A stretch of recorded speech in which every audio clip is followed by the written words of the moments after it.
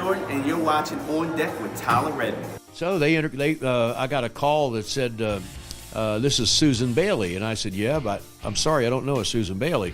She goes, I'm Henry Aaron's secretary. And I went, yeah. She goes, Henry would like to talk to you. I said, yeah, okay. And he said, how would you like to fly down to Sarasota and look at our pictures? And I said, I would love to. He said, well, when can you do it? Jokingly, I said, tomorrow. He goes, okay, we'll take care of that. I'll meet you at the airport in Atlanta. Susan will have the arrangements. And then I get on a plane with Hank Aaron and fly down to Sarasota. He offers me a job, and I said, well, what team do you want me to manage? He goes, no, he wants you to be a pitching coach. Hi, this is Phil Necro. You're watching On Deck with Tyler Redmond.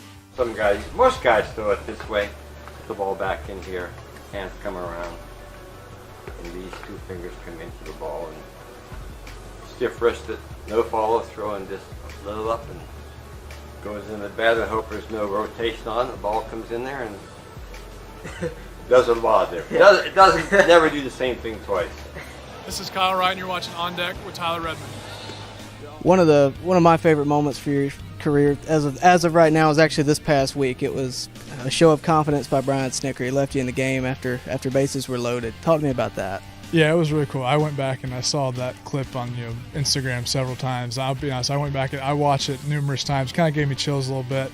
It was just really cool. I was kind of lost my command a little bit there. Still made some good pitches, but was definitely getting a little tired. So whenever he said basically left me in the game, I felt like that kind of gave me what I needed to get me over the hump to make a good pitch, get a ground ball back to me, and get out of that inning. This is Matt Olson. You're watching On Deck with Tyler Redmond. Yeah, it's a pretty cool experience. Not everybody gets this opportunity to kind of set up their roots and be somewhere long term that they grew up and have family and friends. So it happened pretty quick there in spring training, and it was just an opportunity that my wife and I and my family thought that we couldn't pass up. So just jumped on it, and it's been a blast. Says, Chief, why don't you race Ralph Garr? I said, okay. Said, Ralph Garr wants to race you too. So we started on the first base line on the outfield line. We started, bam, took off running. I beat him by 3 foot. Mike Soroka here. You're watching On Deck with Tyler Redmond. I'm Kelsey Wingert, and you're watching On Deck with Tyler Redmond. Hey, this is Andrew Jones. You're watching On Deck with Tyler.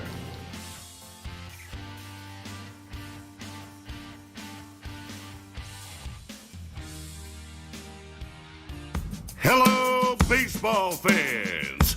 You're watching On Deck with Tyler Redmond.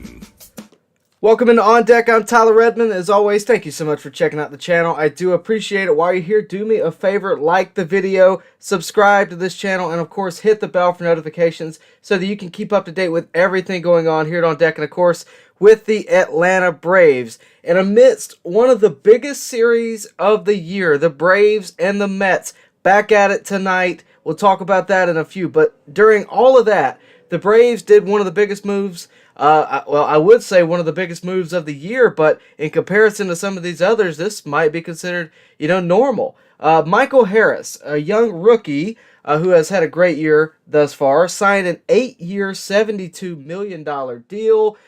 This is how it's going to be broken up. They will pay around $9 million a year on average, different amounts each year. 2031 club option for $15 million and 2032 club option for $20 million. Those are $5 million buyouts, by the way.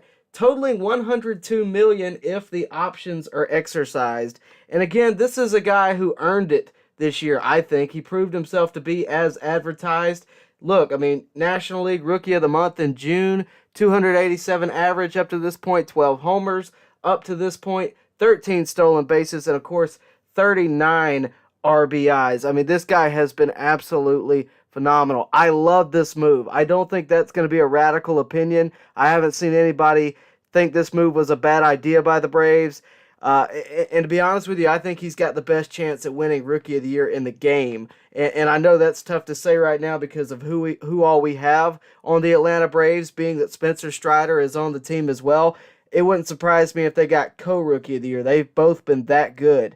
And look, Michael Harris, youngest player in the majors. He leads all qualified rookies with an 8.25 OPS. And the other thing, guys, the other part of this that I think is interesting, a similar trend to Riley. You know, they made a big deal about Riley being from Mississippi, being a part of Braves country. Michael Harris is from DeKalb, Georgia, so he is very close to the team growing up. He was raised in the area, but more importantly, he has been a spark that this team needed desperately to get through the summer. Could be, you know, a fundamental part of any kind of postseason run the Braves make. And to be honest with you, I think he is a fundamental part of what the Braves plan to do in the future. This was a great deal to do by Alex Anthopoulos. Again, we talk all the time about how good Alex Anthopoulos is. I think we need to worry about extending him, to tell you the truth. And based on what we've seen out of Michael Harris, I don't think we're going to find as good of a center fielder as Michael Harris, you know, through the trade, you know, through trading or any kind of free agency that we're going to get for this kind of deal. This was great. And not to mention the offense is there, and it's only going to improve year to year. That doesn't mean that Michael Harris will not have his struggles. No matter how good of a rookie year you have, at some point in your career, you're going to have those struggles. So we need to expect that. We don't need to, you know, just completely reject the deal that has just been made in a couple of years when he has his first slump. It's going to happen. But you know what? I think Alex Anthopoulos, again, has done it again, has got a team-friendly, long-term deal that is going to set the Braves up for a lot of success in the future. And I thought today would be a good time to show you. You know, first it was Ronald Acuna, who signed a 10-year deal. Then it was Ozzie Albies, who signed a 7-year deal. And then we went and got Matt Olson locked up right after we signed him, or right after we traded for him. We signed him. You know, and then this year, Austin Riley gets that big extension for 10 years, $212 million, the biggest contract in Braves history. And you thought the Braves might be done locking guys up. You know, I thought the next guy, if anybody, would be Dansby Swanson. More on that later. But I thought now would be a good time to just go through the timeline. We all remember the timeline of the contracts, right? I showed you a very similar graphic at the beginning of the year. It looks a little bit different. Some new faces, some old faces gone. You can see that in free agency in 2023 is kind of interesting. Of course, I mentioned Dansby Swanson. He is a free agent after this year. Luke Jackson is a free agent after this year. Adam Duvall, again, free agent. And Guillermo Heredia. The year following, it'll be Charlie Morton and Eddie Rosario. So that's how you're going to read this. And you can see at the bottom, Austin Riley and Michael Harris, of course, it feels like they're going to be here forever. I mean, Matt Olson was the longest, you know, contract earlier in the year. I had to shrink this down a little bit. But we got a lot of great guys locked up for a long time. And I wanted to just take a second. You know, you have so many guys locked up, and it's exciting, but I'm going to narrow this down. Let's just look until 2027. So this is the next 5 years. Next 5 seasons, including this one. And yeah, you could potentially lose Swanson, but look how many other guys you have, you know, that could perform, right? Kyle Wright, Ian Anderson, Huascar Ynoa, Raisel Iglesias till 2027. Okay? Now the year that you're gonna be up for you know, could pay a lot, you're either gonna have to pay a lot or lose a lot. Fried, Soroka, Darno, all gone after 2025 unless they are extended or re-signed. Along with them, Mentor, Matzik, Orlando Arcia, Manny Pena, who has not played very much in a Braves uniform. He is injured for this year. Kirby Yates is on the chopping block that year unless he is re-signed. Colin McHugh. And I'll be honest with you. You know, I look at this and I look at the original and I say, yeah, we got a lot of guys locked up. But, you know, you have Austin Riley, Ozzie Albies, Ronald Acuna, Matt Olson, Michael Harris, Spencer Strider, William Contreras, all locked up until 2028. I mean, you have all those guys for 6 years. That, you know, and if there's one thing I see outside of wherever the Braves decide to go to with shortstop, you know, if there's one thing I think we really need to shore up, whether we get Swanson or not, is pitching. Because again, looking at the next 5 years, there's one guy in this list that is a must extend for me. One guy. And you can talk about Kyle Wright. I'm not worried about him till 2026. But 2025 is going to be here before you know it. And I'm looking at Max Fried, right? And we'll see what he does over the next few years. But you just gave Michael Harris, who is a rookie, has only played 79 games in the league or less, and you gave him a 10-year deal. You know, I look at Max Fried and I go, man, that's the guy that, you know, pitched Game 6 of the World Series. You got to lock him down. You got to get him. His backyard was in California, guys. You know, you got to keep that in mind. So it's just something to keep in mind. And you know what? I don't want to, you know, jump past this at all, because we have a lot of guys locked up. I mean, we really do. You don't want to lock up everybody. You truly don't. You know, you don't want to lock up your bullpen, for example. You want some flexibility there. The bullpen is more of a year-to-year type thing. But I think it's very exciting, the fact that you have your core locked up. Look at catcher. Your first catcher that you could lose would be d'Arnaud, and that's in 2025. But William Contreras is signed until 2028. So I look at it and I go, okay, you're good on catcher for the most part. You're good on center field. Really good in the outfield in general for the most part. I mean, you got Ronald Acuna and Mike Harris signed for the next decade almost. You got Matt Olson at first for a long time. Austin Riley at third for a long time. The only position, you know, really left is left field and shortstop. That's really it. So for me, the only other guy I really want to lock up while keeping flexibility would be Max Fried. That is the one guy. But again, don't want to rush past this. Excited about this contract. I think it's great that Mike Harris got this deal. 8 years, $72 million with a 2031 and a 2032 option. I can't even imagine where I'm going to be those years, but the Braves have a plan for Mike Harris. So again, very exciting for the young star. And of course, let me know what you think about it in the comment section. I got a lot to talk about today, guys. If you want your comment read, super chat it. I'll do it immediately. Other than that, I'll go through them as quick as I can after I'm done. But we have a lot to talk about. The next thing we're going to talk about, Mike Soroka. The other, you know, the big news last night outside of the Mike Harris contract was the appearance of Mike Soroka in Rome. Now, I was there. I took the trip. I made the drive. I was front row. I had to see this. Me and a buddy went up there. I wanted to get footage for you guys. We're going to show you some of that in a second. But I wanted to see for myself what he looked like. You know, how comfortable was he on the mound? And I got to tell you guys, I was impressed. I really was. I'm going to show you this footage. Mike Soroka was phenomenal last night. And when people say that, I think, you know, a lot of people could think you're over-exaggerating. Here's the thing. We didn't know what we were going to get when Soroka took the mound last night. Okay, we didn't know if it was going to be 1 inning. We didn't know if it was going to be 2. We didn't know if he was going to throw 15 pitches and be done. We didn't know what we were going to get. He exceeded any expectation I think anybody had. And I don't think I'm over-exaggerating here. 4 innings pitched, only 1 hit given up, no walks, 8 strikeouts. He threw a total of 45 pitches, 35 of them were strikes. And people are going to tell you that, you know, this doesn't matter. People are going to tell you that he was just facing single-A prospects. Don't make this bigger than it is. And I get all of that. So I guess I'll answer my own question. How much does this really mean for Mike Soroka?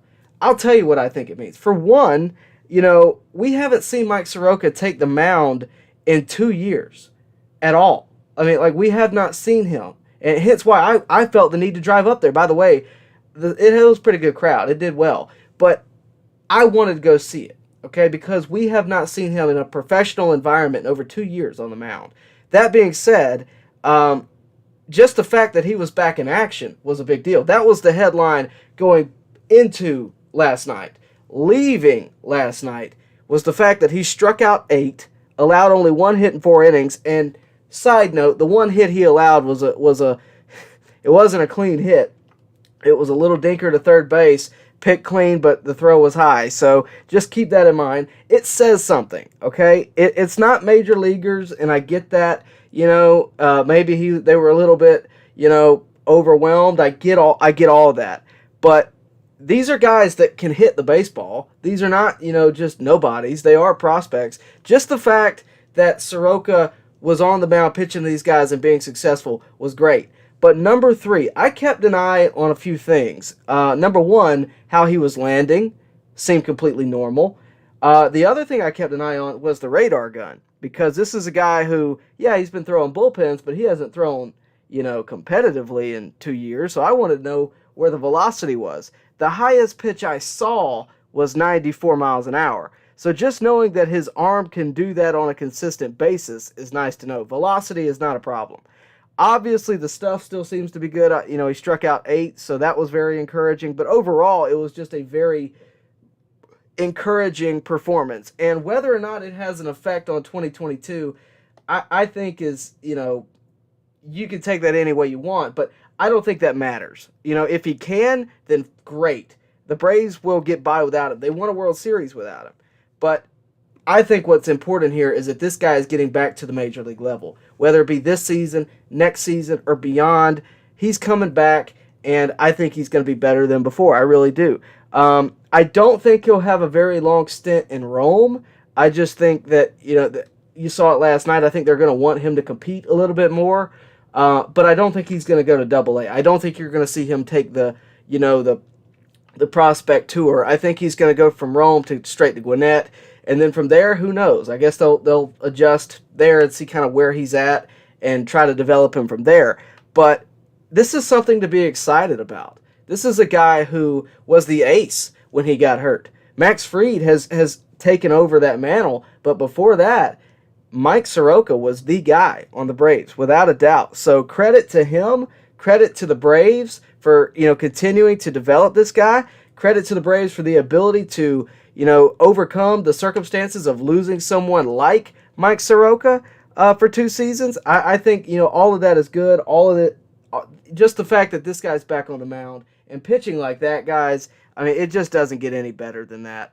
It really doesn't. By the way, guys, if you will do me a favor and hit the like button, hit the subscribe button, and of course hit the bell for notifications so that you can stay updated with everything going on with the Braves, I would appreciate it. We put a lot of work into these streams, and it always helps if we get new subscribers out of them. So please do that. Please, again, like the video. It really does help get the stream out there, and it really helps me grow. So thank you for that, and thank you guys for tuning in tonight. I promise I'm going to answer as many questions as I can when I get done talking, but I got more to talk about. We got to talk about the New York Mets, because I told you coming into this series that this was a big one. We had it circled on the calendar. We knew that this was going to be a good series at the beginning of the year, much less now, being that the Braves are fighting to get back into first, or to get to first period. So far through the series, 2 games in, the Braves have 2 wins. And last time I talked to you, that had not happened yet. So great performances by the Braves. In Game 1, I was there for that, 13-1.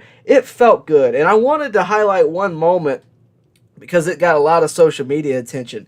William Contreras hitting the home run. First of all, 110 off the bat to straight center field. It was without a doubt gone, okay? Great at bat, great hit. The funny part about it was the way it was presented in the broadcast. And I'm going to reflect that really quickly. On the broadcast, it was, somehow this guy got to be, this is the Mets broadcast, by the way. Somehow this guy was the DH for the National League, even though he does, somehow, right? First off, Bryce Harper's hurt. Second of all, William Contreras had a great first half. But that being said, he proved himself. And I know you know this, but William Contreras and Edwin Diaz had the same exact walk-up song. And I've been telling people all year, because they've made such a big deal, the national media has made such a big deal about Edwin Diaz's entrance, which is great. It's absolutely great. But, they've just completely overlooked that William Contreras has the same song. And after he hit that home run, they played the song. I know you guys know that. They played the song as he rounded the bases. But they didn't just play the song. They blasted it about 3 times the volume of the first time they played it. And I'm not over exaggerating. They wanted Mets fans to hear that one. So that was nice to see.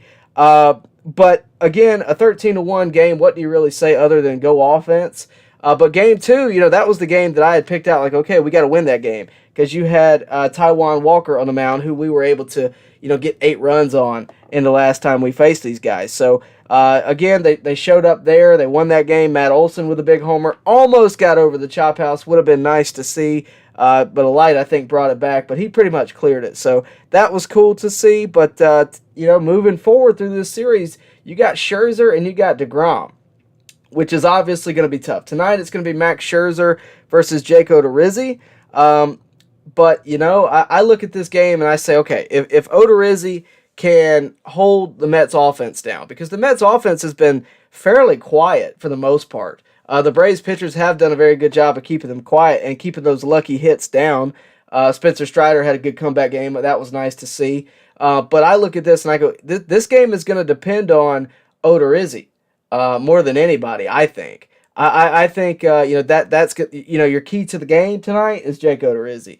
We'll see what happens. It wouldn't surprise me if he got pulled early, and what I mean by that is the dude's got a 3.75 ERA last I checked. It's over 3. I know that for a fact. So for me, if he's struggling and it's the 4th inning, you may see the Braves go to the bullpen pretty early because, you've had 2 pretty good starts out of Morton last night. The bullpen's pretty rested because of that. Strider had a good appearance in Game 1. So I look at it and I say, yeah, the bullpens could use an appearance anyway. I expect that tonight. I think this game is winnable. I think it would be nice to go ahead and win this game, maybe get the sweep tomorrow, obviously. But winning this game, you guarantee some movement in the standings. Because if you lose this game, you lose tomorrow night, you gain nothing from this series. Tonight is very important. Currently, the Braves, I believe, are 3.5 games back. If they lose tonight, they'll be 4.5 games back. If they win tonight, they'll be 2.5 games back. So this game is a very, very important game. And I did some digging the other day. I looked at the Mets September, and I know it's a pretty easy month. It's a lot of games against the Pirates, things like that. It's going to be a fairly easy month for them. But I wanted to go back and look at September for the Braves. August is a gauntlet. I talked about that earlier in the season. August is going to be a gauntlet. But the Braves have a fairly easy schedule in September as well. So if we can make it close, I think we're in for a good little run in September. And in October, you have 2 more games versus the Mets following the one on September 30th. So just something to keep in mind. I think ultimately the Braves do have a good shot, and this series is the most important one out of that. But this game tonight, could be the start of the Braves really taking it to the Mets and winning the NL East. That is, only going to be found out with time. We'll have to wait, but I expect good baseball tonight. And if Jake Odorizzi is struggling in the 3rd or 4th inning with runners on, you may see the Braves go to the pen earlier because, again, they are a little bit more rested. The Marlins didn't exactly stress us out. By the way, good job on Gwinnett. That was nice to see the Gwinnett pitchers performing like they did against the Marlins. But I see it this way. A lot of folks in the comment section. I want to address this before I get to responding to you guys.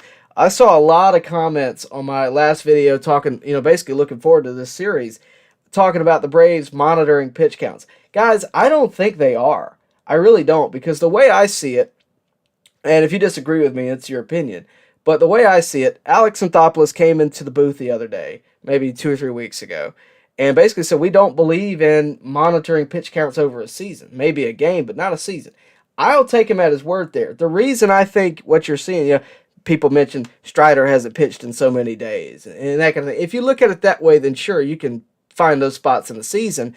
But I look at it like this, because I look at the month of August and I see those 4 games with the Mets, and I see those 3 games versus the Marlins. They're really 4 games because you had a doubleheader. And I go, which series is more important? They're all important, make no mistake. But which series can I get away with not having my best pitching? Probably the Marlins. We were able to sweep the Marlins with, Gwinnett pitchers, Bryce Elder, Kyle Muller, Ian Anderson. We were able to do that, and that was great. But then you have a well-rested starting rotation, including Max Fried, who got hurt in the last game of the Mets series, hasn't pitched since then.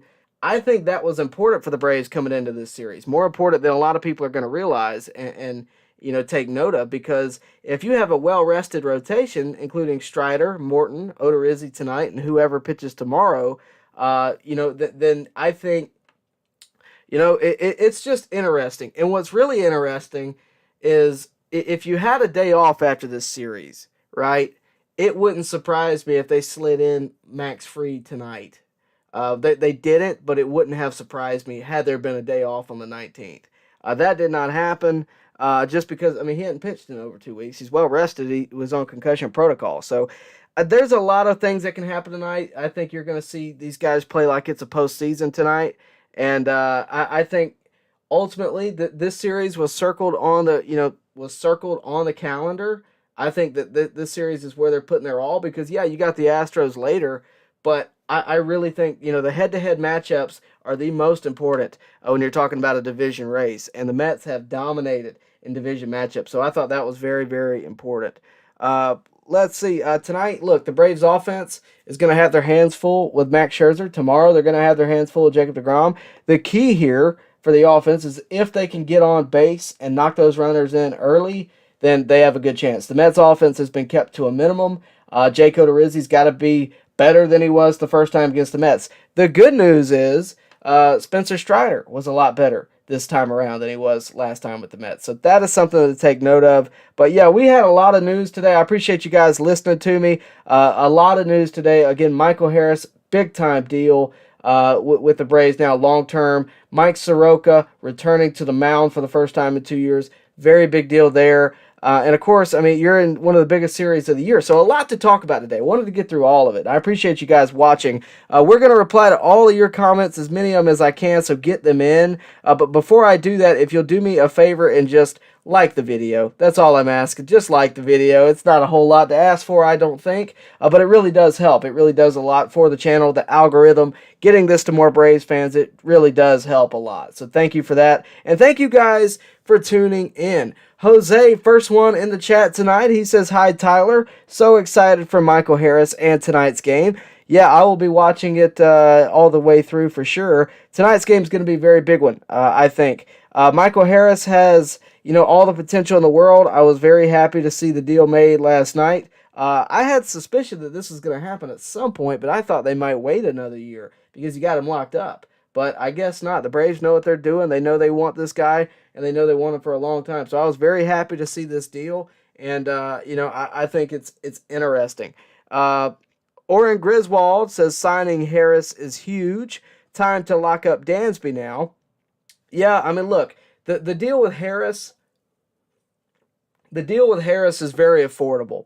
I'm starting to look at the Dansby situation a little bit differently because the thing with Dansby is now that you're past the All-Star break, you're past, you're past the time frame where a deal can be done. And I say that with Michael Harris happening yesterday, and you're probably scratching your head, but Michael Harris is supposed to be here after this year. And I look at Dansby and I say that guy wants to test free agent market. He's too close to it. He wants to test the market, maybe see what he can get. And you can't blame the guy. He's having a career year. But if he wants to be in Atlanta, he's going to have to take a hometown discount. And it's up to him at that point, right? It's up to him and his agent. I think we'll likely re-sign him, to tell you the truth. We may throw our hat in maybe trying to get a Correa or getting a, Turner or whatever.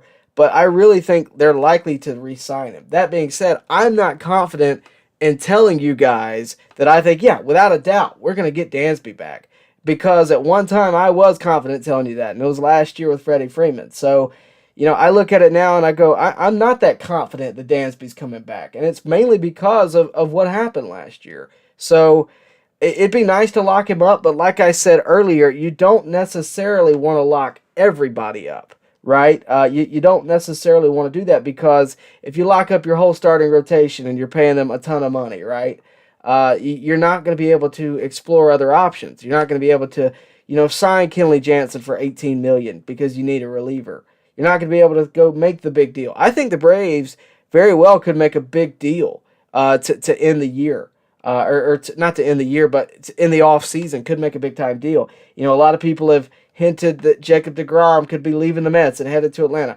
I think that's a bit overboard, but I think the Braves may get a big bat.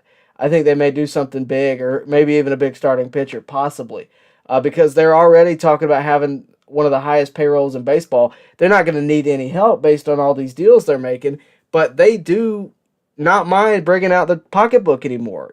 Credit to Liberty Media finally, right? So I think that's in large part due to how AA has gone about his business, how responsible he has been with Liberty Media and frankly the money situation in general. He's handled it excellently. The fact that he's been able to get so many guys to sign to team-friendly deals says a lot about where the team is, how competitive the team is, how good the team can be for the future, and frankly, it says a lot about the general manager, the organization itself. First Class is somewhere where people want to play. You're not talking about Oakland. You're not talking about somewhere that isn't capable of attracting players. You're talking about Atlanta, which right now is very exciting. I mean, not only because of the defending World Series champions, but the new ballpark, the organization, again, First Class, can't deny that. There's a lot for a player to be excited about when coming to the Braves, and I think it says something. But there's more and more that's I really think the Braves may be on the verge of getting a big move done. I really do. We'll see this offseason. Of course, we'll be covering it here, so we will see. Jose and William both say that the new intro is awesome, man. I appreciate that. Yeah, we're probably going to get some more of them in rotation, so you're not watching the same clips over and over again. I'll probably have multiple that I'll flip through. But yeah, I really like that one. If you know any Braves, if you know any former Braves, get them to say this is so-and-so and you're watching On Deck, and I'll put them on here. So I appreciate that. But love that you guys love the intro. Thank you.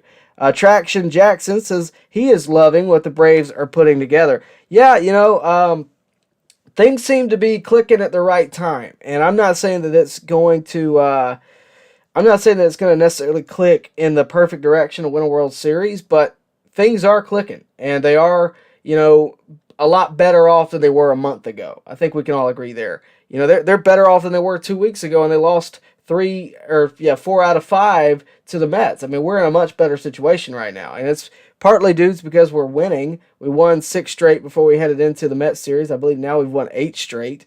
If we can get 10 straight, then we'll be like 1.5 games back from the Mets. So it's very interesting. It's very interesting to see how the team has developed through the year, how they've been able to, just keep on through everything they've, like last year, through everything they went through last year. They kept on and kept on. This year, they've had a lot of different, just bad games and bad appearances and, never really clicked. And maybe, just like last year, they're clicking at the right time. So we will see.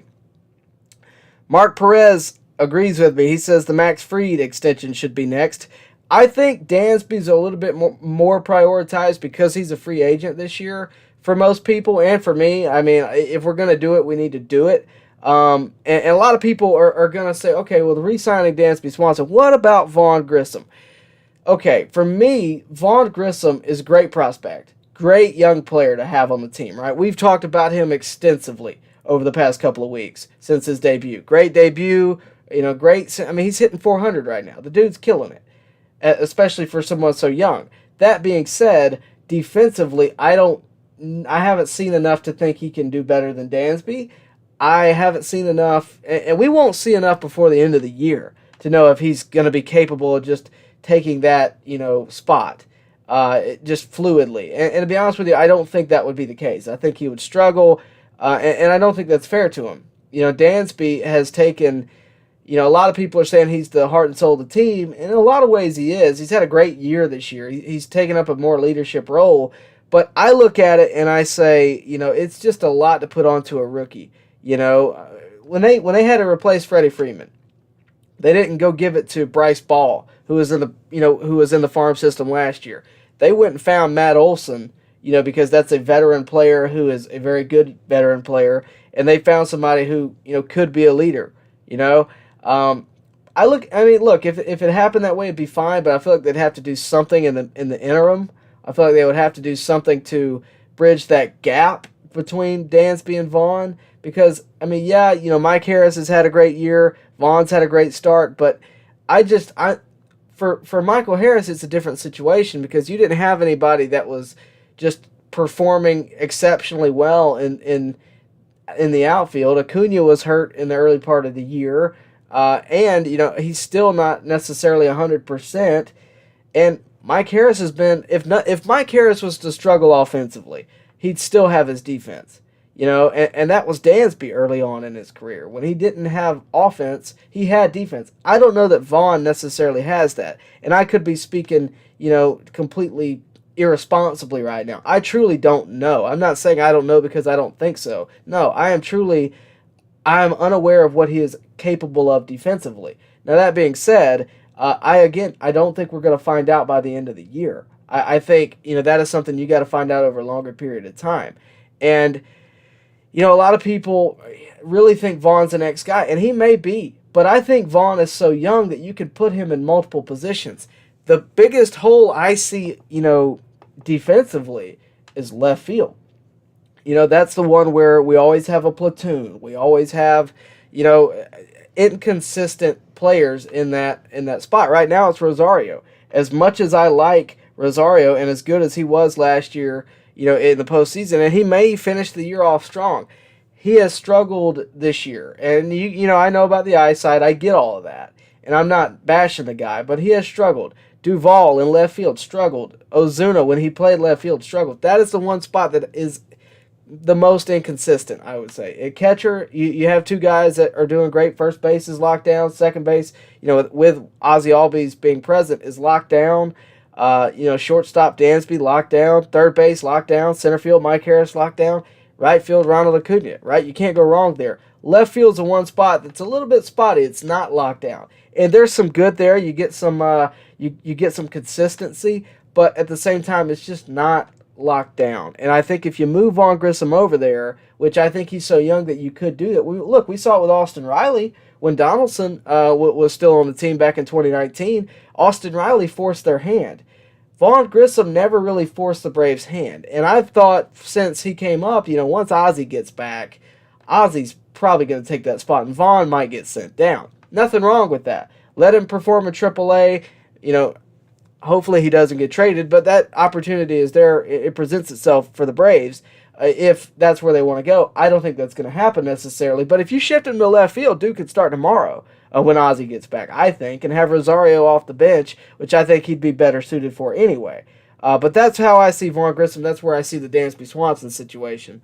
But I'm still here to answer questions. I know we got a super chat, so I'm going to answer that. By the way, if you want your question answered right now, just do me a favor and super chat me, and I'll answer it before anybody else. It's just like I'm going to answer Captain Spartan 04. Thanks for that, by the way. It says, favorite ballpark food? Appreciate your hard work. At Truist, my favorite, or at least the one I get the most common, is the barbecue out in center field. Fox Bros Barbecue. Straight center field, can't miss it. It's right by all the kid stuff. It's really good. The burgers are okay. The pizza's all right. My buddy gets those brisket tater tots. I don't know what they're called, but he does those. Outside the park is the Yard House and Wahlburgers. Those are, if it's ballpark food, I'm going to be fine. But, the one I get the most common in the stadium is definitely the barbecue out in center field. Thanks for that question. And if you want to know my favorite ballpark, Truist is up there. Truist, I don't know how many of you guys travel to different ballparks and do that. I've been to like 18 or 19 of them now at this point. I've been to a lot of them. It's hard not to love Fenway and Chicago and even Yankee Stadium to some degree, even though it's new Yankee Stadium. But there is, St. Louis is really nice. Milwaukee's really nice. Tropicana Field gets a lot of, shade. But look, guys, you can't beat watching baseball in the air conditioning. You just can't. So I definitely think, I see Industry Streetwear in the chat. He mentions Oracle Park. It's really nice. Look, Texas has a nice ballpark. You can't really go wrong when looking for a ballpark. I like them all for different reasons. They all have their little nuances to make you like them. But my top three are definitely Fenway, Truist, and Chicago Cubs, without a doubt, Wrigley Field. So that's where I would say that. I appreciate your super chat, by the way. And again, if you guys want me to answer your question right now, I will do so through super chats.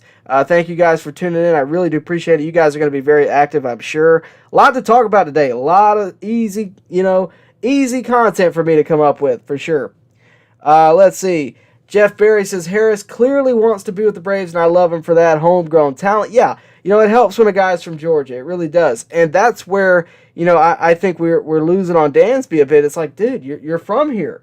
You would think it'd be an easy decision, but obviously it hasn't gone quite as easily as Michael Harris. And, they got Michael early because Michael showed his talent very early. Dansby didn't show what he was capable of really until his contract year. Maybe the Braves are a little skeptical on that, for a repeat season, and I think rightfully so. But I still think Dansby is a value to the team, whether he's doing what he did this year or last. I still think he's valuable to the team. So, yeah, I think part of it is Michael did it early on. Michael probably doesn't want near the amount of money Dansby wants. I can't see us paying Dansby $9 million a year on average. I just can't see it. I think it's going to be more than that after this year. So we'll see. Oren Griswold says, I saw an article come across my Facebook that was titled Atlanta Braves How to Be Good for a Long Time, and I think that describes what we're doing perfectly in locking up our core. Yeah, guys, I've been on this for a long time because, I told you years ago, the first video I ever did where I was actually on camera talking about baseball was about the Phillies, okay? And it wasn't about the Braves, which is going to surprise you, but I was talking about how the Phillies are making stupid decisions. And it was about when they signed Bryce Harper. The general manager of the Phillies literally came out and was proud about spending stupid money. That's what got me here. That's what put a microphone in front of my face and brought me here, was because I was like, this can't go on. I've got to address this. Somebody's got to say this is stupid, right? And I did that. It's somewhere out there on the YouTube. But I think the Braves do the complete opposite of that. We've been on it from early on. I love Alex Anthopoulos. I absolutely love the way he goes about business. I have since he started, and I did a video, I think a few years ago, where it was when Snit and Anthopoulos both signed their extensions, like in the same day, I think. They were probably both offered on the same day as well. I look for that soon. I want to say he signed for a few more years, but I don't think Alex Anthopoulos is going anywhere if the Braves have anything to say about it. When it comes to him, if there's a big money offer, which I think teams would be dumb not to try to get Alex Anthopoulos, with them. If that's the case, then, maybe he goes elsewhere. I certainly hope not. But I think this is the perfect combination because it's not just Alex Anthopoulos. It's not just Brian Snitker. This is a combination of things. This is, from Terry McGurk, from Derek Schiller, from Liberty Media, Brian Snitker. They have built a juggernaut, which is the Braves right now, right? I mean, all those prospects they had for all those years that, the Braves sacrificed competitive years to go get prospects and raise them up and spend the time and take the time, resulted in a World Series. Now, what it does after that, only time will tell. But I think we have built a juggernaut that is here to stay, and it just continues to extend, right? Because I was under the impression a few months back, before a lot of these other deals started happening, I was under the impression that our window, the Braves' window, was probably 5-6 years, right? Our competitive window where, we were going to be competing at a high level was 5-6 years. Now, I look at this timetable, and I start thinking, well, we got Ronald Acuna till 2029. We got Austin Riley till 2033 if we want him. Mike Harris the same. We have a lot more than 5-6 years, I think. I wouldn't be surprised. You see how you see the dip there, right, in the chart. You see where people start to fall off. You might not necessarily have them after that time period. I think around that time you may see an influx of young talent again, right? Because right now our farm system's ranked about 17th, I want to say. I look at that and I say, okay, maybe the Braves start really restocking their farm system. Maybe they trade Marcell Ozuna and they bring back 2 or 3 prospects. Maybe they trade so-and-so and bring back 2 or 3 prospects. And only time will tell who those folks will be. It'll probably be the guys who aren't performing or aren't a part of the Braves plan anymore. And guys they can lose at the trade deadline and replenish, their farm system and raise those guys up again to be ready when Austin Riley, is in his, later years. That's kind of the way I see it right now. Not necessarily, going to happen that way. It could just be that we have these guys for a long time. They finish their careers, and you have a St. Louis Cardinals type final years where they have a bunch of older stars mixed in with some prospects. But that could happen. I think you're going to see, if the Braves are smart, if they want to keep the juggernaut going and be competitive every year for multiple years like they say they do, then I think you're going to have to see prospects be replenished into the Braves farm system at some point. And I look at like 2027, where you have a lot of guys falling off: Kyle Wright, Ian Anderson, Raisel Iglesias, and Huascar Ynoa. I look at that and go, okay, before that point, you're going to have to make a decision. If Kyle Wright's here to stay, then re-sign him, extend him. If Ian Anderson is here to stay, sign him or extend him. Raisel Iglesias, I don't see him past that point for the Braves. I just don't. Huascar Ynoa, he's been so hit or miss. Unless he has a breakout year, that's probably, likely the end of his time in Atlanta. So those are the types of decisions you're going to have to make. And at that point, those young stars, right? One of my buddies is one of those young stars. We've talked about him a lot. Cole Phillips. We interviewed him. We like Cole Phillips here at On Deck. He's a guy that you need to keep on your radar. This is a 6'3" star. I mean, players like this who have a good head on their shoulders, great arm, that kind of thing, those are the type of things I think you could see when, you're talking about 2027. They'll be, well on AAA, maybe even in the majors at that point. So I think it's just, they are going to be good for a long time. Make no mistake. I'm not saying that they're going to win 14 straight because that's a tall task, but I think that they'll be competitive for that long. I think that's fair to say. And whether or not that happens or not, I think they're building themselves to be that. And again, it may not happen, but I definitely think that they are building themselves to be that to some degree. All right, thanks for that, Oren. You let me talk for a while there. Cheese says Grissom is another spark. Yeah, we've talked so long about Vaughn Grissom. We've talked about him so much. We did a whole hour and a half show the night he debuted, and then he of course put on a show afterwards. So that was great to see. But these young stars, have made it really interesting to watch. And it used to be that you get to the bottom of the order and you flip channels because it's like, what's going to happen now? Right now, it's like, well, Vaughn Grissom might do something. Let's watch. I think that's the difference here. But it'll be interesting. Jose says he feels like Mike will come up big tonight. Well, he's probably got, he's probably in a good mood. We'll put it that way. He really did turn into Money Mike now, so we'll see. Cheese says, I think all of this recent news means Dansby is not coming back. Besides, isn't his agent the same one who botched Freeman's free agency drama? Yes and no. He has the same agent provider, like he has the same company, but it's not necessarily Casey Close. It's not the same guy exactly. But, I'm sure there aren't exactly great feelings between that company and the Braves. That is something to keep an eye on, sure. I don't know that that's necessarily, I don't know that that's necessarily going to be a factor here, because at the end of the day, the agent still does serve the player. I feel like, just in terms of that situation alone, I feel like Dansby at this point has got to be looking at Freddie's situation and going, okay, I don't want that to happen, right? Because that was completely uncalled for. If I want to leave, I'm just going to leave. If I want to stay, I'm going to stay. I would hope that Dansby doesn't, get to that point.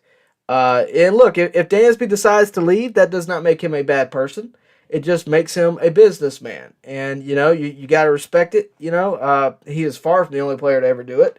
So we will see. Only time will tell. Right now, let's focus on this year. Let's see. Cheese says, if we win these next two games, I think we definitely grab the division. Otherwise, just a wild card. If we win one of these games, I really think our chances are high. And, because I think we have the momentum. If you don't think we have the momentum, go check out Frank the Tank on TikTok. That'll tell you where Mets fans are thinking the momentum is. Yusuke Knight says, if Soroka stays healthy, look out. That's the important thing here, is that he stays healthy. We know he's got the stuff. I saw it last night firsthand. We know he is capable of performing. But can he perform through a 162? Can he perform every fifth day? That is the question that has to be answered. And I really think that's what the Braves want to see. You may not see Soroka in the majors this year. You very well may not.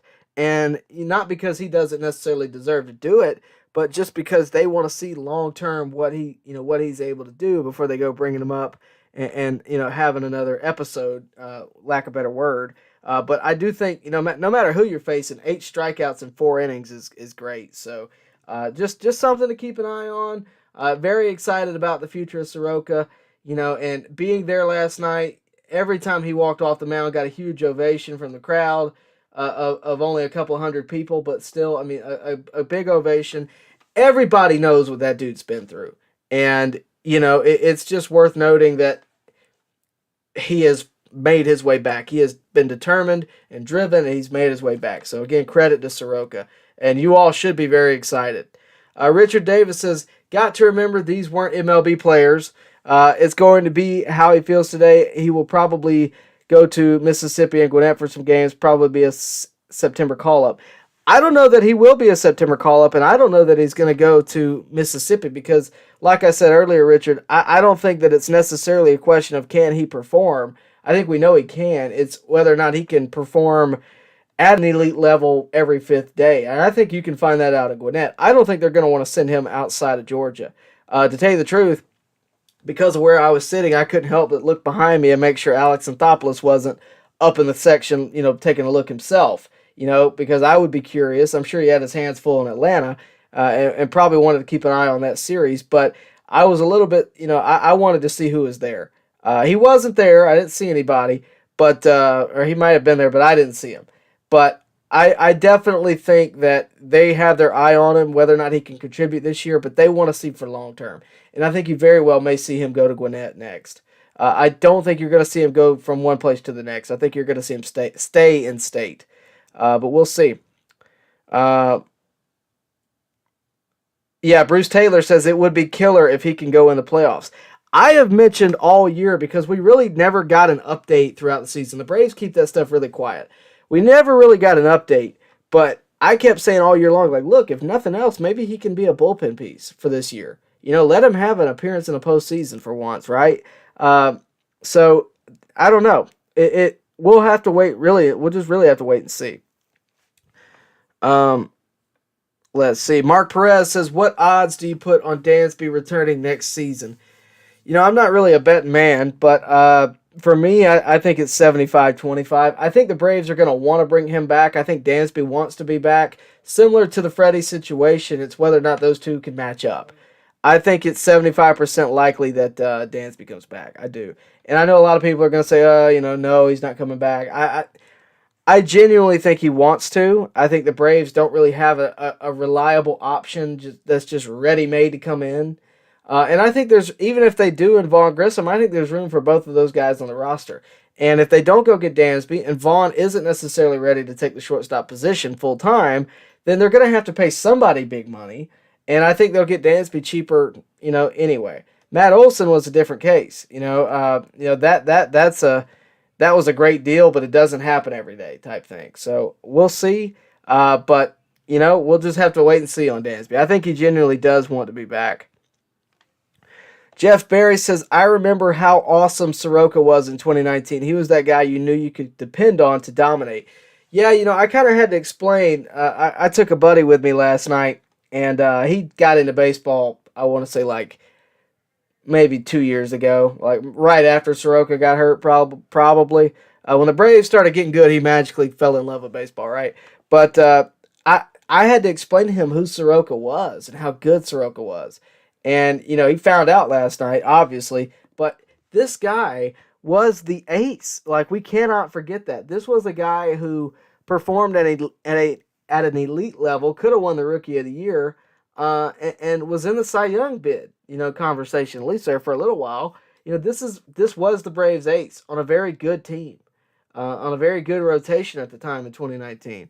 So it's worth noting that if this guy comes into the playoffs, it's going to be something serious. And it'll be out of left field. I think if he's able to come back by that second Mets series, that would be very interesting. If he was able to come back and for that September 30th through October 2nd series, that would be very interesting. Do I think it'll happen? It's a little bit unlikely, in my opinion, but it would be very, very, very interesting. And I think you just have to keep that in mind, but we will see. Let's see. Richard Davis says, forget about Dansby having the same agent as Freeman. Freeman was greedy. Hopefully Dansby isn't. Signing Harris shouldn't have anything to do with Dansby holding team together. Yeah, I agree with you. I don't think Harris has anything to do with Dansby. I think that these guys, the Braves have a budget. I think it's greater than $9 million a year for those two players, and I think there's room for both of those guys. I think both of those guys were in the Braves' plans anyway. I think Mike Harris was probably just an easier guy to convince to go ahead and make the deal because, again, Dansby is a couple of months away from free agency. He's probably similar to Freddie in the sense that he doesn't want to talk about it during the season. For Mike, it's an opportunity to get more money up front, like Acuna did, like Ozzie did. It's an opportunity to do that. It's not necessarily, taking away opportunities to get money. In fact, it's giving him an opportunity to get money now, to get guaranteed money now. That's always easier to accomplish early on in someone's career. It just is. And again, Michael Harris showed his talent much earlier than Dansby. When you're putting up numbers like this and you've only played half the year and you're the spark plug at the bottom of the order, you play great center field, Gold Glove level center field, it's easy to give that guy a deal, especially when it's for averaging $9 million a year. So I like this move. I really like this move. It doesn't have anything to do with Dansby. You got to put those two in two separate categories. It's just a much different scenario for both of those two guys. So we'll see. We will see. Garrett Clemens tunes in, and he says the Braves are hanging a 5-piece on Scherzer tonight. Mark my words. You know what? I'm just going to screen grab that. And if it happens, Garrett, I will give you credit. If they put 5 runs up on Scherzer, not in the game, but on Scherzer, I will post it on the channel somewhere. I don't know where yet, but we'll see. Traction Jackson says, can't sweep without a win tonight. Agreed. William Fulgham says, Scherzer gets touch-up, gone by the 4th. Gone by the 4th? Man, you guys are really disrespecting Max Scherzer right now, but I kind of like it. Cheese says, Dansby is not taking a discount. He wants the money. I'm talking about Grissom taking over for Dansby at shortstop. He very well could. I just don't see the Braves next year being in a transitional period. Right? Again, when we got Matt Olson for Freddie, and I hate to keep comparing those two scenarios because they're very different, but when we got Matt Olson for Freddie, or as opposed to getting Freddie, we got a ready-made player. Vaughn is still got a lot to prove. I mean, he is a kid. And I would say the same for Michael Harris. The difference is there's no one in center field readily available that's better than Michael Harris. Dansby's here, and I hate to break it to you guys, he's better than Vaughn Grissom right now. Vaughn could have the most potential in the world, but if he is still a rookie or second year, really, he's only played half the year if he finishes this season, there's a lot to be excited about Vaughn Grissom. I just don't think it's necessarily he's just going to walk in and take Dansby's job. Because don't forget, there is a guy named Braden Shoemake who got hurt 3 days before and likely would have got the call up. Had Orlando Arcia not gotten hurt, would Vaughn Grissom have gotten the call up? No. So that tells you where the Braves are. Michael Harris forced their hand. Michael Harris was killing it, and look at him now. I mean, Vaughn Grissom, I don't see Vaughn Grissom signing a deal like Michael Harris did yesterday. I just don't. We'll see, but I just don't see that not by the end of the season. You're not going to see that same transition because, again, you got Dansby to worry about. You got that to figure out, and you have years of control. So I don't think the Braves are going to do that. I think they're going to want to keep Vaughn Grissom, around. But I think, again, you can stick him in left field, and I think that's a fairly easy transition for a player like that. Bruce Taylor says Braves need to put the ball in play tonight. Yes, we're facing a strikeout pitcher with a pinpoint control, so we need to hit the ball. Agreed. No more strikeouts. Jeff Barry says the Braves have seen Scherzer many times against the Nats. Don't be surprised if Acuna goes yard. I don't think Ozuna is in the lineup tonight. I don't think so. So that's 3 days straight, by the way, which is something we should talk about. I'm trying to see if I could find the lineup tonight. I know they tweeted it. Yeah. All right. So when looking at the lineup tonight, again, Ozuna is not in the lineup, and I'm kind of glad about it. But don't be surprised if he was to pinch hit for someone, because he apparently historically has really good numbers against Scherzer. But at the same time, he hasn't looked like himself. So we'll see. Just something to keep in mind of. If it happens, I called it. Richard Davis says Mets play Philadelphia this weekend. They won't have, I assume, Scherzer or DeGrom for that series. Yeah, that would be nice if Philly could come in clutch, but the Braves got their hands full too with the Astros. It's a World Series rematch. By the way, I will be there Sunday if you are there, so make sure to say hello.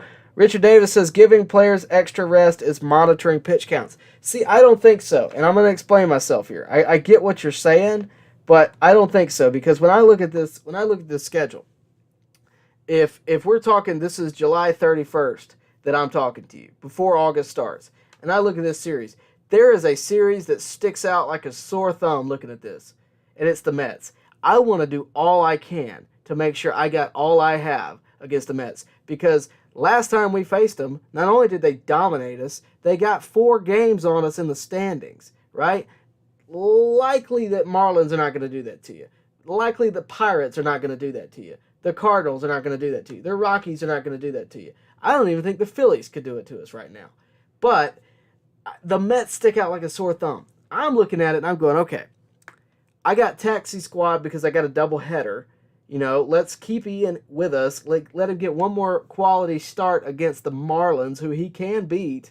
And let's let Bryce Elder eat some innings and save our pitching. And sure, it's monitoring pitch counts by a technicality, but I don't think it's monitoring pitch counts because they're worried about these guys down the stretch. I don't think that's the case. I think they wanted them to be at their sharpest.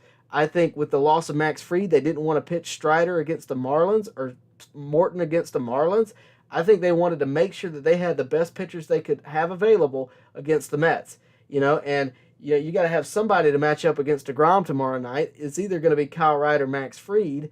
I wouldn't be surprised, honestly, if the Braves went all out and if need be, if Odorizzi was to struggle, go all out tonight if they have a lead. They're not going to lose. They're not going to lose this game because they didn't make a change on the mound. I guarantee it. So I don't think it's monitoring pitch counts for the safety of arms. I think it is setting yourself up for success in a series. I think there's a much different. Those are two very different things here. If it was monitoring pitch counts because of arms, I think the Braves would just say, yeah, we're a little, we're going to make sure we keep everything straight. I don't think the Braves are intentionally telling you, yeah, we don't care about monitoring arms. That sounds irresponsible. But they don't believe in that philosophy. That is, again, a Leo Mazzoni philosophy. And I don't think that it's necessarily, the case. I really think they're looking at that series with the Mets and going, if we get swept, if we lose this series, we are out of the division conversation, completely. So I think they look at it and go, okay, let's make sure we win this series. Let's rest our guys. If it means a loss to the Marlins, then so be it. But we need to beat the Mets. We've got to get something up on the Mets. And they were able to, so far it's been able to work. Let's see. Jorge says, hey, Tyler, I hope the good news continue. Hopefully Soroka pitches in the playoffs and helps lead the Braves to a World Series repeat. We can always hope. Thank you for that, Jorge. He also says if the Braves win tonight, they'll have given the Mets their first series loss against the National League East team. Well, the Mets gave the Braves their first 3 losses in a row, so just something to keep in mind. Rosario is back to the lineup. I'm going to tell you a funny story because I can. I have one in my back pocket. I was waiting for a time to tell you this. The other night, I was at the game 1, 13-1 game. Right after, I think maybe even right before the rain delay, Rosario was at the plate. I don't remember what inning it was. But the whole field was shifted to the right, okay? The whole field. And I said to the guy next to me, a guy I went with, I said, I just don't understand why he doesn't bunt. The dude's fast. He's got speed. Why not just bunt down the line and go? We had a whole conversation about it. What does he do? Hit a homer. So it's just... But, yeah, I think he's hitting a lot better. I think he looks more comfortable in the batter's box. I think that, his success in Game 1, I'm sure that, Scherzer being right-handed is probably part of it. He is hitting 5th tonight. Robbie Grossman is hitting 9th. So, yeah, you got some guys that kill left-handed pitching. Yeah, I'm surprised Grossman's in there. But you got a left-handed bat in there for sure. So I think the fact that you got a righty to start the game probably has something to do with Eddie being in the lineup. Jorge says, if the Braves win tonight, though... Okay, sorry. Dale says, I have no faith in Jake Odorizzi, but I do in the lineup in the pen. Yeah, the key to the game, again, is without a doubt Jake Odorizzi. And, I say that I got a lesson from Leo Mazzoni a while back that I always play in moments like this. I'm trying to find it. I'll play it in just a second. But, for me, I look at it and I say, okay, the offense has been fine in this series. They're going to have their hands full with Scherzer and DeGrom the next 2 days. But if Jake Odorizzi could just keep the Mets offense to a minimum, which I think is possible, again, you look at the batting average for balls in play for the Mets, it's like a 320 or whatever Strider said the other day. They do have a lot of lucky hits that the Braves don't get. And a lot of that is, that the Braves for the first half of the year were trying to elevate everything. And the Mets play small ball. But if Odorizzi can circumvent that and pitch around that, then I think we're in for some success. At the end of the day, Scherzer's one guy. He's going to pitch 7 innings, and then he's going to be done. It's what you can make. If you can make the game competitive and get to the 8th and 9th, there's always Edwin Diaz, but if you can get to a point where you have some time to knock in runs. And look, Scherzer is not Superman. He's not, unbeatable. We can beat him, but we got to do it. And just real quick, I'm going to play the keys to the game tonight, and Leo Mazzoni is always great. He is now in the Braves Hall of Fame, by the way, in case you didn't know, and he is also a very good friend of mine, so I'm going to play you what he says is the key to the game. They say, oh, you ever hear that you go on these shows, he goes, oh, what's the key to the game tonight? Well, there's only one key. You know what that is? You're only as good as tonight's starting pitcher. You're only, and you could, and so there is no other keys. You can talk all that stuff you want. Well, this guy's this, he hits this against this guy, and that's nice to find out, and the fans need to know that information. But when it comes right down to it, you're only as good as tonight's starting pitcher. Now that's what it used to be. Now. So, yeah, that interview is up on the channel. If you're new here, I suggest you go watch it. Maybe give you some pregame entertainment. Leo Mazzoni, Braves Hall of Famer. Always great talking to him. But, yeah, the key to the game tonight, guess what? Starting pitcher, Jake Odorizzi. What can he do? Can he limit the offense? And can he make the game competitive? Because if you get into the late innings and it's a one-run game with the Braves lead, they got a good chance. I mean, the bullpen's been a lot better since the trade deadline, since Raisel Iglesias, since Kirby Yates have come around. I think you have a lot of success there. That's if he can make it a one-run game. If the Braves can score some runs, that's going to help. But they got to do it early, I think. Okay.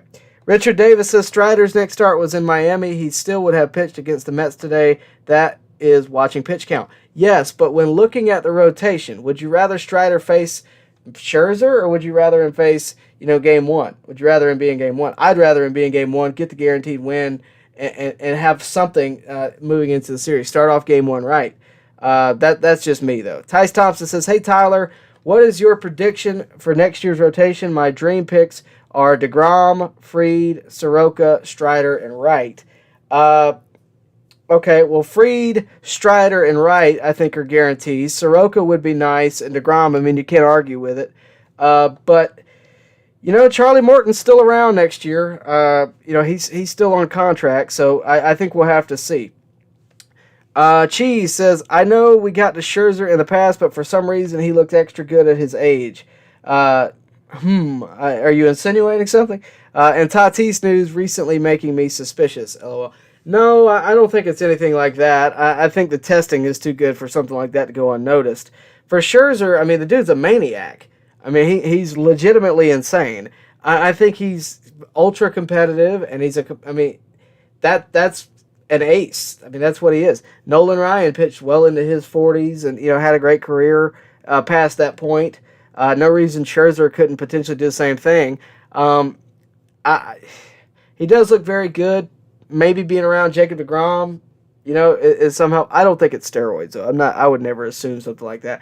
Tatis really surprised me. I still believe him when he says that I don't think it was an intentional thing. I think he was trying to cure ringworm, and it's rather embarrassing to talk about. And I think ultimately that he just decided that he wasn't going to go to the trainer, which was obviously his greatest mistake. And it's unfortunate for such a young player like that. Glad that the Braves haven't had to deal with that, but we'll see. Jorge says, it would be awesome for DeGrom to be a Brave, but I don't think there's even a small chance that happens. I don't believe the report by Buster Olney. I don't either. I just don't see the Braves paying that kind of money. I just don't. And, I know I've been talking about the Braves pocketbook is going to come out. I get I've been saying all that. DeGrom's a different level of money. I just don't see it. And it could happen. I just don't see it.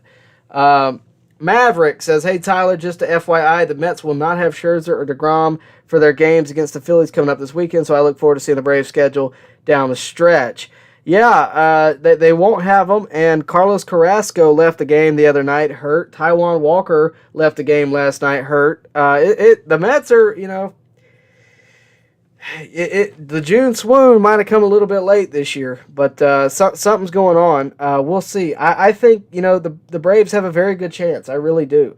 But we'll have to wait and see the schedule down the stretch, like you said. So appreciate the comment, guys. Do me a favor, hit that like button if you're watching. It really does help me. It really does put the stream out there. It really does help for sure. And again, if you want your question answered, if you got a good question, if you want me to really focus in on your question, otherwise I'm going to have to kind of rush through. But if you super chat me, I'll be able to really focus in on you. I'll have a reason to focus in on you. So thanks for watching, guys. I really do appreciate it. Traction Jackson says, we've been getting some good innings from unexpected people, so let's keep it rolling. I wouldn't say unexpected because, again, you're talking about the Marlins, who would be in last place if the Nationals weren't an actual dumpster fire.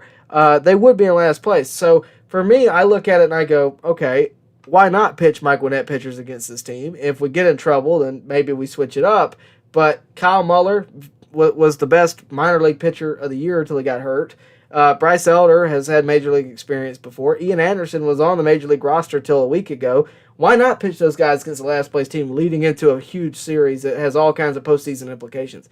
I don't see anything wrong with it. They're obviously not continuing to do it. I think that's great. I don't think it's going to be something that you see later in the year. I think that was a one-time thing leading up to. Hey, look, you know what? I say that.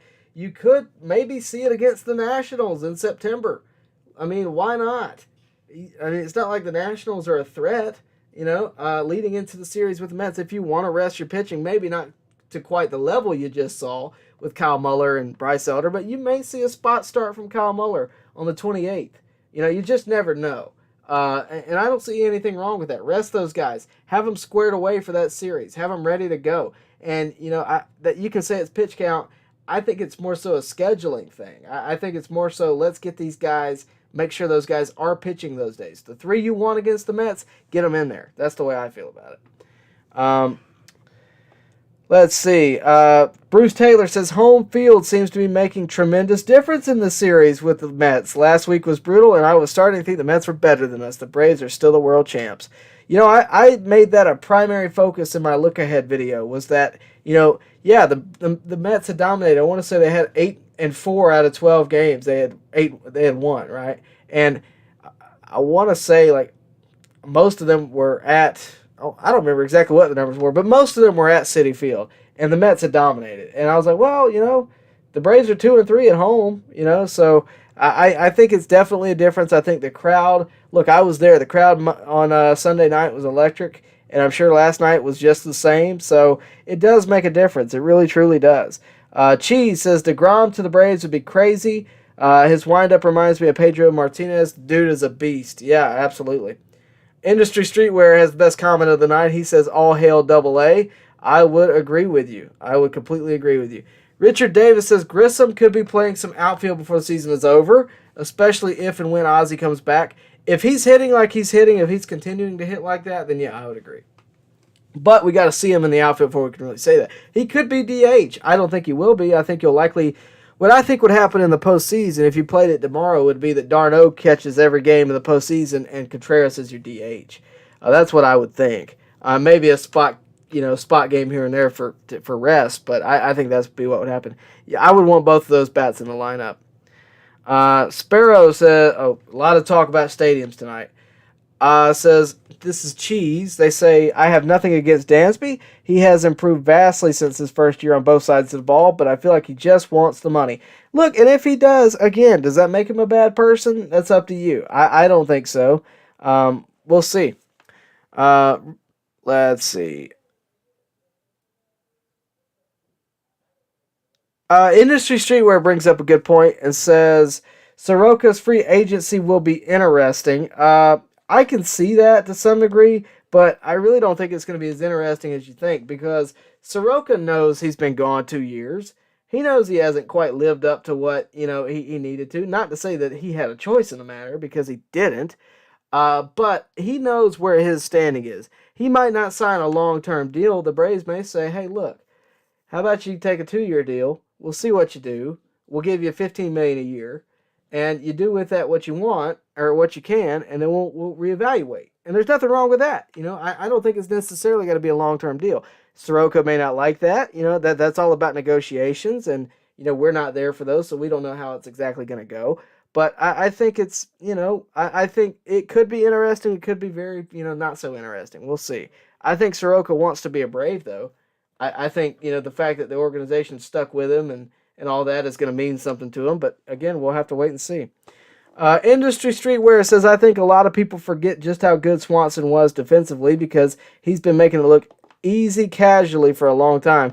Yeah, I don't think he's had as good a year this year defensively as he did last year, but he's made up for it. Well made up for it offensively. So, yeah, he's very good defensively. He's very good defensively, without a doubt.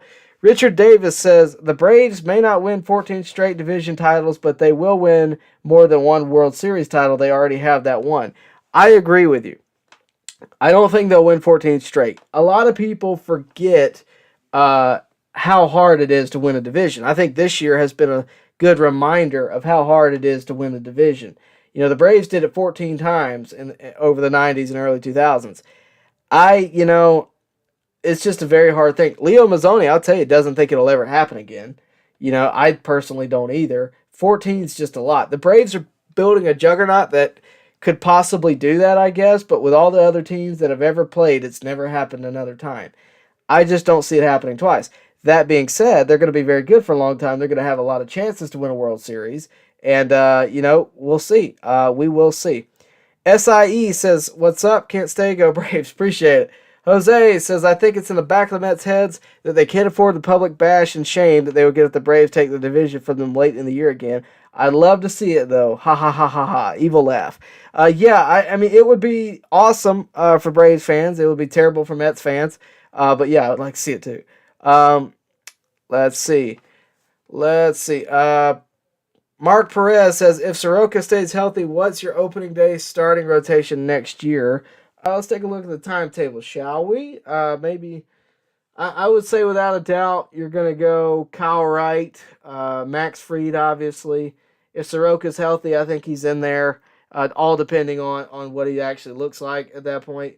Morton is signed through, let me see. I want to say he's signed through 2025. Is that right? No, he signed for another year. Yeah. We got until 2024. So he signed through next year. He'll be on there. So that's 4. And then probably Spencer Strider.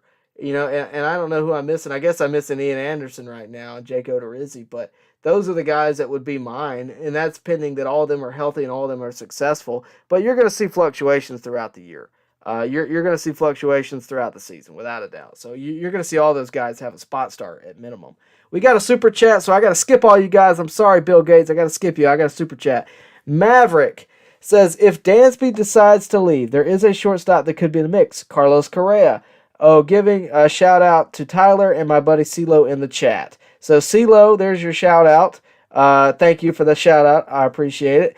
Maverick, if he decides to leave, Carlos Correa is in the mix. I've heard that mentioned on any video I've seen, anything like that. I definitely think he's in the mix, but that being said, I don't know that the Braves are going to go for that because let me just look around. Now, look, Carlos Correa is a very good player. I think we're all very aware. Rookie of the Year, 2-time All-Star, won the World Series, kinda. Gold Glove, Platinum Glove. I mean, look, the dude's great. But he's a free agent 2023, so that is, of course, this upcoming year. He is on a $35 million deal for 1 year. He does have an option beyond this year, so that's a player option. So if he wants to be back with the Twins, then he will be. But again, he may just stay with the Twins. He may want to, go out and do it. But you're talking about a guy that just got paid $35 million. I mean, that's just an awful lot. And I'm not saying that it won't happen, but again, it's just a lot. And for what? A guy that's got a 272 batting average. Again, a great player, 14 homers. Let's compare that to Dansby for a second. I don't know his stats right offhand. But again, Carlos Correa has a 272 average. Dansby Swanson, on the other hand, has a 294. Dansby has 2 more homers. He has almost 40 more hits, almost 20 more RBIs, and I assume Carlos Correa is hurt, because I'd be surprised if he wasn't. I mean, he's played in 91 games, so no, he hasn't had a great year this year, to tell you the truth. But again, I could be wrong. I could be wrong. I just think, Carlos Correa signed a deal with he costs way too much. He just costs way too much. I would rather have Dansby at that point. I appreciate it. Thank you for that. He's certainly in the mix. He's not the only one in the mix. There's, of course, Trey Turner. There's, you can get real specific, and that's why I don't usually love getting in the mix with like who could the Braves go get. I'll do it here and there to give you an idea of what I'm thinking. But at the same time, if it doesn't happen, then you guys are gonna say, "Oh, you're the one that said we would go get Carlos Correa," and then it doesn't happen. You look at me crazy. It certainly could happen if Dansby didn't happen, I guess. But I think he costs way too much. You're talking about a guy that signed a 1-year deal for $35 million, and again, his stats don't add up to Dansby's this year, and that's only this year, sure. But I just don't necessarily see it. But that's just me. I mean, it could happen. I've been wrong before. Lord knows. Let's see what the rest of you guys say. I hope I answered your question, though, Maverick. I really do. Thank you for the super chat. Again, if you want your question answered, I'll even go search Google for you if you make me. But if you do it, I'll spend a little bit more time. I'll be able to. Otherwise, I really got to rush through because I got a lot of you guys tonight, and the game starts at, 7:20? I'll be on here as long as I can, but we'll see. Let's see. Bill Gates says, if Soroka is as big in person as he is on screen, because I was thinking was that Soroka or Ivan Drago? Soroka is built oddly. He's got real long legs, like most MLB pitchers do. He's very tall. He's obviously got a long neck. I think we're very familiar with that. He is a big man. He is a very big man. Yes, he is huge. And look, I am not the tallest guy in the wide world, to tell you the truth, but Soroka's tall. We're talking 6'3", 6'4". He's a big guy. He's got real long arms. I mean, the dude's intimidating on the mound. And I'm sure those guys in single A were shaking in their boots a little bit just because of who Soroka has been in recent years at the major league level, much less what he is, what he could be at that level. But yeah, Soroka's a big guy. Talking Hamster says, go Braves. Appreciate it. Steven says, should we expect more from Odorizzi tonight? I would hope so. And the reason I say that is because last time we saw him face the Mets, it was his first time in uniform for the Braves. Probably had a lot of pent-up, nervousness, I would think, being on a new team, learning the you got to deal with a new catcher. There's a lot going on there. I would think he'd be better tonight. I don't know that he's necessarily going to win the game. I mean, that's a lot to ask for. He's facing Max Scherzer, so it's a lot to ask for. But I do think he'll be better. He was much better in the time we saw him against the Marlins. Granted, it's the Marlins, but he was better. He was more effective, right, than he was the previous time. And, he's got to face the Mets offense. That's, all I can really say there. I think we should expect more, but it may not happen, and that's the risk you run. Chris Kaysen says, earlier you signed Mike Harris the cheaper if he keeps playing at this caliber. Yeah, don't forget, guys, the Braves have had some doozies of deals before. I mean, everybody's looking at Marcell Ozuna right now like that's the worst deal of all time. Look, guys, I mean, I remember B.J. Upton, right? Anybody remember that? Anybody remember Dan Ugla signing the big extension? And all credit to those guys. They were great players when they were good, but when the Braves signed them, it kind of plummeted. And they're not the only ones. They're just the ones I remember from my childhood. But I'm sure there's more that you remember. There has been deals that just didn't work out. But I think the Braves putting their faith in Mike Harris was a good deal. And it's honestly low risk compared to what the Padres did for Tatis. And we were comparing that with Acuna a few years ago. Whenever they made that deal, they're paying Tatis $30 million a year. And, right now he's not even playing. So I think this is very low risk, all things considered. But yeah, I like this move, and I think he's going to continue to play at a high caliber, and I think it's great. Hey Tyler, what other team do you like besides the Braves? That's from Jose. I have a lot of teams that I like. I really have more players than I like, to tell you the truth. A lot of my contacts on an MLB, in the MLB circles, are from the Reds. Daryl Cheney's a good personal friend of mine, but I'm more like the Reds of a historical time, the Pete Rose, Johnny Bench years. But right now, I really watch the Braves more because I have to do this. This is a job for me in a lot of ways. But, growing up, I liked the Cubs in 2016. Obviously for the reason of they could break the curse. When I was, the Red Sox back in 2013, David Ortiz was one of my favorite players. That was a fun year to watch for them. The Braves weren't very good at the time. Johnny Gomes, I loved that year. I just thought he was such a good player. Just get in and does his job type player. I really like that team. Right now, I mean, if there's, I watched the Red Sox Yankees game, that you have to watch that one, but there's not really a team that sticks out to me, honestly, like those two teams I mentioned did. The 2013 Red Sox, 2016 Cubs, those teams went on to win World Series, and I was following them throughout the year. There's not really a team that sticks out to me, and it's probably because I follow the Braves so much, and because, they are so good right now, and because they're entertaining. I watch them far more than I watch any other team. But if there's a team that I think could be on the rise, and this isn't necessarily a team I like, but it's a team that I think could be good in a few years, it's the Miami Marlins. I really do, because they're doing the right things. They're raising up prospects. Granted, they traded some away, but they're raising up prospects, and they're doing it the right way. I don't think it's necessarily going to be successful soon, but I think they could be in a few years. My AL team has historically been the Red Sox, but again, it's not necessarily every year. I haven't really watched them much in the past few because, David Ortiz was the reason I watched it, to tell you the truth. His final season was entertaining. His whole career was entertaining. You're talking about one of the most clutch players of all time, one of my favorite players of all time. That wasn't an Atlanta Brave, of course. But that would probably be the closest answer I could give you, to tell you the truth. There's not a team that sticks out for me right now. Garrett Clemens, Odorizzi is throwing a perfect game tonight. You guys got a lot of crazy predictions, and I love it. Blake Newsom says, I don't think Scherzer will have 4 great outings versus us. We've seen him a lot. We'll see. I certainly hope not. Brandon Edwards says Grissom eventually to left field. We talked about that a lot tonight. It definitely could be the case. If Ozzie comes back and Grissom's just hitting off the chain, that's obviously where he's going to go. I mean, if he's hitting what he's doing right now, I mean, which he's getting almost a hit per game, I think you got to keep him to some degree because that's better than Rosario on a statistical level.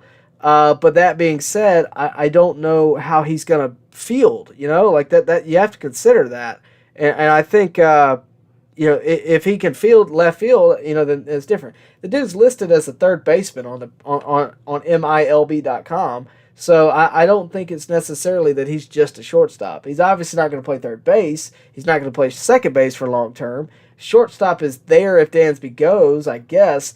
But right now, I'm looking at left field, and I look at trying to keep both of those guys and putting Vaughn Grissom at left field. And of course, there's always the DH option if he's just that good of a hitter. But we'll see. I think we're just going to have to wait and see how it develops. And it's not just to see what the Braves do, it's to see how the situation develops. Again, guys, thank you for tuning in tonight. We're going to be here for a while. Going to be here as long as I can and answering as many questions as you got. But, of course, if you want your question answered right now, the best thing to do is, of course, Super Chat. That gets you priority. It just does. If you're willing to throw money at the channel, I'm willing to throw you an answer back immediately. We will see. Industry Streetwear brings up a good point. Duvall is definitely gone again. Now, you can't see it in this chart, but we're going to narrow it down. We narrowed it down earlier. Duvall will be a free agent in 2023. Now, that is the case. That will happen. And I would agree with you. I don't think he's coming back. Not unless it's just to like a Heredia-style $1 million a year wants to be with the Braves. And Duvall's better than that. He could be better than that for another team. I just don't think so. I just don't because, again, you got Mike Harris in center field. You got Ronald Acuna in right. You start having the crowded outfield conversation. And at that point, Duvall is kind of expendable. I mean, he didn't have a phenomenal year average-wise. Homer-wise, he wasn't what he was in 2020 or 2021. So I look at it and I go, maybe the Braves cut their losses and just let him walk and go to another team and be successful there. And it's not because we don't like Duvall. I just don't think it works out. Just don't think it works out. What did Brandon? Okay, yeah. Chris Kaysen, replying to the idea of Vaughn Grissom moving to left field, would say that, yeah, we would have an insanely fast outfield. Yeah, I mean, that would be exciting, but again, that's given that Vaughn Grissom continues to do what he's been doing. And hey, look, he's been great, but it's just a lot to expect somebody like that who's come up and done so well to just continue doing that. I mean, he's not going to continue on the 400 trend, likely. It's just not going to be that. Now, if he can hit 300, he ain't going nowhere. If he can hit 250, he might be in the conversation. But, you look at Eddie Rosario, what he did last year in the postseason, you can't just overlook that. So there may be a period of competition, Looking back, who would have thought that we would have ever seen Austin Riley and Johan Camargo competing for third base? That's almost laughable at this point. And no offense to Johan Camargo. I saw it back then. I knew that was going to eventually happen. But there may be a period in time where they go, okay, Eddie, look, it's between you and Vaughn, for left field. Figure it out. Who's it going to be? It may be that. I don't necessarily know that, but I don't know that Vaughn is necessarily cut out for outfield. But again, we'll have to wait and see. We would have an incredibly fast outfield. On the go with CeeLo says, what happens when Arcia and Ozzie come back? Arcia was on the 10-day IL, so he'll be back soon, I think. I think he goes to the bench right now. Until Vaughn stops hitting, I think he's on the bench. And it's no knock on it, but you got to stay with the guy that's hot. And you're expecting it to be like, you're expecting him to just come back and be hot, right? And talking about Arcia, I don't think you can do that. I think you have to go with Vaughn until it just stops working. But we'll see. We will see. Who goes to AAA? That's a good question. I actually don't know. They brought up Ryan Goins the other day. I think maybe even this morning. I'm not exactly sure. But he's a second base depth, so he could. That's probably who I would assume would. But again, that's just me guessing at that point. I don't know what the Braves plan to do. Chris Fields says, what's up, Tyler? This team seems to be shaping up very nicely. I have tickets for Sunday as well. I'll buy you a beer. Chris, as much as I appreciate that, I am going with work. So I can't have too much fun. I don't drink either way, but I do appreciate the sentiment. If you see me, say hello. Please do. You can reach out to me on social media. I'll try to meet up with you and at least get a picture or something. Jose says, do you know if there are any doubleheaders coming up? I don't. I haven't looked lately. I think we're done for the month, though. I'm pretty sure. I haven't looked too deep into September. I made the calendar, but I didn't really look too deep into it. Okay, no, there isn't. Jake Hobby says so. But again, if there is a rain delay, if there is anything like that, you could see one pop up. But I think we're pretty much done on that with the whole rescheduling. I think we won't see any more. Mike Jones says, my guy Redmond. What's up? What's up, Mike? Appreciate it. Garrett Clemens brings up a good point. Rosario is a big game player, without a doubt. And that's what I think a lot of people tend to overlook, right? And, he's not perfect, but look, I was there, guys. I was there. No one else was hitting like this man when they needed to. No one else was doing it. And the guy was phenomenal in the NLCS. He was good in the World Series, was great in the NLDS. He's a guy that, look, the nerves don't get to him. If he heats up, every other team is going to be on notice. So I agree with Garrett Clemens here. He's a big game pitcher, or big game hitter. You're seeing it right here. This is NLCS Game 6, one of the biggest moments of the postseason last year, and it can't go unnoticed, that's for sure. Garrett Clemens says the Braves have beat Scherzer multiple times. Yep, they sure have. Captain Spartan, just making sure we're giving Will Smith an ovation this weekend, right? No booze. Yeah, let's go ahead and get ahead of that. I appreciate that, by the way. We're friends of Will Smith here at the channel. We like Will Smith. That dude deserves a big ovation. When he comes out of there, that dude deserves a big ovation, a standing ovation for that matter. Give that man a medal, okay? That dude deserves it. So, yeah, I agree. Let's see. Mark Perez says, who do you want the Braves to face in the first round of playoffs if they don't get the first round bye? So that's assuming they go to the wild card. Ooh. I haven't even thought that far ahead. I'm honestly just focused on getting there at this point. I'm hoping they get the bye. It's tough, man. I don't really want to face anybody in a wild card. It is better that it's a 3-game wild card and not a 1-game, because at that point, I mean, legitimately anything can happen. But in a 3-game series, I mean, I'm not saying I don't trust our staff and our hitters, but it's such a risky, 7-game, you get a good feel for, okay, this team should have won, right? Last year, we knew the Braves should beat the Astros, but when it comes to those 3-game series, 1-game series, it's just tough. It's just tough. Let's see. Mark Perez says, which Braves prospect currently in the minors are you most excited about? I showed him earlier, and this is kind of me cheating on you. I hate to say it, but I am cheating a little bit. This guy right here, and this is a free plug also. Cole Phillips, without a doubt, is the prospect that I am most excited about. For one, he gave me an interview, which is nice of him. But for two, this guy has a great attitude. He has a good arm, a great arm, 6'3", can throw 100 miles an hour. This is the guy that I look forward to seeing at the major league level for the Braves one day. And I mean that completely sincerely. I think this guy has a bright future. Whether it be in a Braves uniform or not, this guy is who I'm excited about seeing. And you know what? I got to know him a little bit. The dude is super nice. He is, again, a great head on his shoulder, has battled through adversity, got Tommy John surgery, currently in the process of getting back. You know what? And I think that's the guy I'm going with there. Appreciate the question. Really do. Let's see. A lot of you guys are being active in the chat late tonight. I do appreciate it. A lot of you guys, all right. A lot of you guys got real active. I'm going to cover as many as I can. No guarantees. Again, if you want your question answered, make sure to super chat. And, of course, drop a like for me if you can. Really does help out the channel. No exaggeration. The likes, you don't know what they do for me. So really do appreciate it. On the go with CeeLo says, Tyler, love your channel, man. Great content. Yeah, and that's the other thing.